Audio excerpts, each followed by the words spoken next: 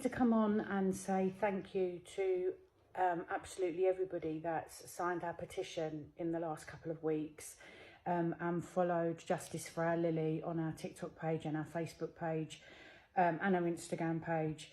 Our numbers have gone up. It's crazy, really, that the amount of people that have signed and taken an interest in Lillie's story. I think the saddest part about it is that so many of you share our grief. Brothers, sisters, aunties, uncles, mummies, daddies that have all been killed to road death. Yet the crazy thing about it is the government are not standing up and listening and taking road death as serious as it should be. You know, if somebody's killed on our road, be it in a way that Lillie was killed, being a passenger in a car, but being the innocent one, being a pedestrian and getting run over, you know, it's still murder. Murder is murder. When are the government going to stand up and listen that is murder? You know, you kill somebody on a car, that's what, an 8 ton, you know, 8 ton of metal that's going to kill somebody. You kill somebody with a knife, you do life. Like, it should be life for a life, you know.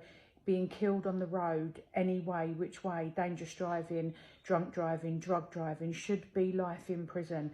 Dangerous driving, drunk driving and drug driving should all be life in prison. Minimum of 25 years. I don't care what anybody says.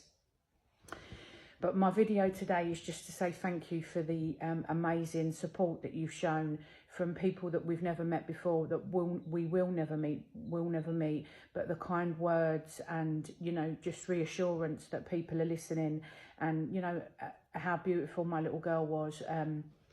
Obviously, I know that she was beautiful, and she was beautiful inside and out.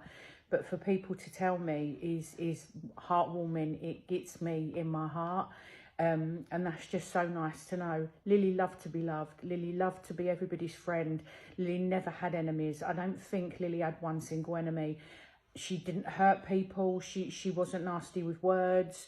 She was the most adorable, loving young lady you'll ever wish to meet. She was hardworking.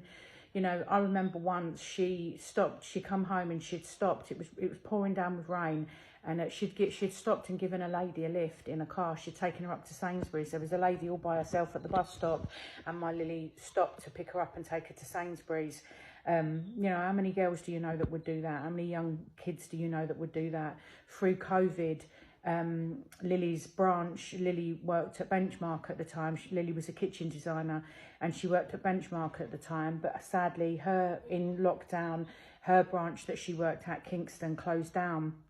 Lillie didn't lay in bed. Lillie didn't take advantage of COVID like everybody else did. Lillie went and got a job in Sainsbury's delivering food, and she loved it. She absolutely loved it. You know, she made another group of new friends there. You know, one lady sent me some photos recently of her and Lillie taking photos in the car park, either before work or after work. But she made friends there. And if they're watching this video, I'm sure they'll tell you what a delight Lillie was to have around. She was always singing, always dancing, always using something for a microphone. You know, that was my girl. That was my girl. That was my baby. So to know that people loved her and respected her, it warms my heart. And I think that's what's helped get me through the last 2 years. Well, over 2 years now that we laid her to rest. 10th of March 2022, I laid Lillie to rest. Probably one of the hardest days of my life. I think I've been lucky in the last couple of weeks since I put those videos up, because we've actually only had a couple of trolls. Trolls don't bother me. Trolls really don't bother me, because do you know what? I actually feel sorry for them. I feel sorry for a troll that they'd have to write such nasty words. We had one that said that Lillie deserved to die. She was the one that done wrong. And that particular troll was glad that Charlie Hilton was alive, because he was the one that was doing things right that night. Really? Makes you wonder, doesn't it? But again, like I say, I feel sorry for him. I actually feel sorry for him. One troll told me that I look like Karen out of EastEnders. I'll take that. I'll take that, because again, it's not about what I look like, and it's not about what I come across as. because all I want to do is come across and try and, you know, speak the truth about death by dangerous driving. So I don't care what I look like. I don't care about the bags under my eyes. I don't care about the wrinkles on my face. I'm not putting a filter on the video, because this is me. This is me telling you guys the real life consequences of drink driving, drug driving, and dangerous driving. It kills, it ruins lives. You know, if there's one thing I get from this, it's that one family don't get that knock on the door, one family don't get that telephone call, you know, one family don't have to sit in A&E for or ICU for 3 days watching their little girl on a life support machine. You know, that's what I want out of this. I want to make a change. As we've said on our petition, you know, in the first instance, we want driving licence revoked the day of the crash. Now, what we didn't know is the police have got no jurisdiction to take licences away. What they have to do is, if the person that's driving, so Hilton in this instance, the car that he was driving was actually in his mother's name. It was a rented car, we believe, and it was in his mother's name. So him and his mother had to sign a form to declare whether they had any medical reasons why they shouldn't drive. They both declared that they didn't, and they was allowed to both keep their licenses, their driving licences. So if you declare on a form you have no medical reason not to drive, the DVLA have no jurisdiction to take it away, only a judge can. Well, to get a case to court, especially when there's been a death, when there's been a murder on the road, that can take 2 to 3 years. We were actually lucky that only took a year for us for the CPS to get it to court. And as you know, because I told you in my previous videos, Hilton was allowed to drive in that year because there was no medical reason that the DVLA could take his licence away. That in itself is crazy. He killed Lillie. He done speeds of 120 miles an hour at times. He held Lillie hostage in the back of that car along with her friends. He had 3 previous drink drive convictions. The kid was 22 years old and they had no reason to take his licence away. So he was allowed to continue to drive for a year until the CPS got it to court.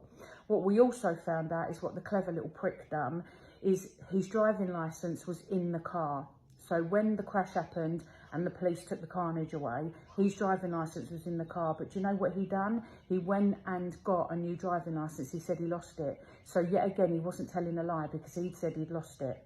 He didn't lose it. It was in police custody and he knew exactly where it was. But because he hadn't, his passport, I beg your pardon, his passport, which was his ID, was in the wreckage of the car and the police had it securely in a safe. But what he done very cleverly is he went to the passport office and got a new passport. He said he lost it. So he was able to get a new passport and had 3 holidays. He went away 3 times. Why Lillie was the year it took. Why Lillie was actually in a mortuary. He went on holiday. Then he went on holiday again in the summer to Dubai. We know this for a fact because of, sadly, social media. He had no remorse. He you know, people tell me, oh, he's probably breaking inside. I don't care if every bone in his body breaks because he showed no remorse. He showed no remorse towards Lillie or my family. You know, who goes on holiday? Who continues to drive? Who does these things? One time he was even seen in my area, you know.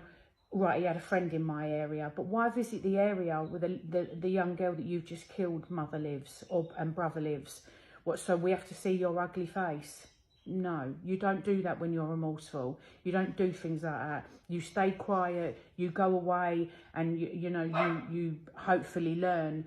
This boy's never going to learn. This boy, once a loser, always a loser. He will never be nothing else but a dirty little loser. So my thing today is just, like I say, to say thank you. Thank you, everybody, for sharing.